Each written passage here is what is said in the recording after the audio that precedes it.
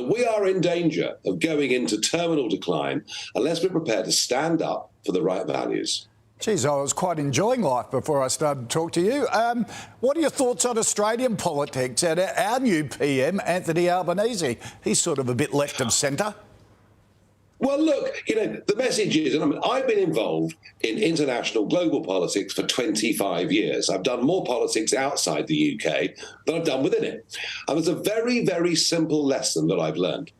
When parties that are of a conservative mindset, for example, the Australian Liberal Party, when they stop being conservative in outlook, they lose elections. When they become conservative in outlook, take the Tories in Britain in 2019, they win. And that's because whatever the views in our big capital cities, our main cities, actually out there, outside the beltways, there is a big majority for what I would call common sense. So I think in many, many ways, the story of what happened to Scott Morrison, the story of what happened to Boris Johnson is they get elected with conservative principles, they govern to the left of centre, and people would rather vote, in that case, for the real thing. OK, so you think the right wing of politics is the best way to go and you just gravitate to the right? Forget the left. Well, I think... You're a Donald Trump fan, are you? Oh, look, I think Donald Trump's instincts on many of the big issues around the world are right. I think he woke us up to the genuine threat that China poses. Yep. I think he proved that America did not have to be a constant warmonger, which it had been under all of the previous presidents. Now, his style, of course, is New Yorker, outspoken, outrageous. Many people don't like it. But on the big stuff, he was right. But let me just say this.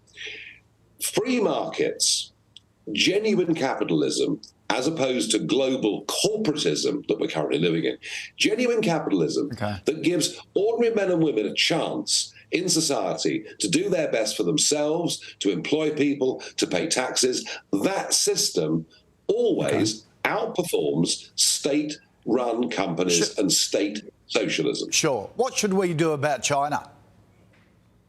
Well, the one thing we have to try to do, and it's much harder for Australia than it is for the rest of us, because I think as a result of what the British did to you by joining the common market, and apologies, you naturally gravitated towards China, and I get that. However, President Xi has completely changed what China is. It is now becoming a militaristic nation. It is now becoming a threat.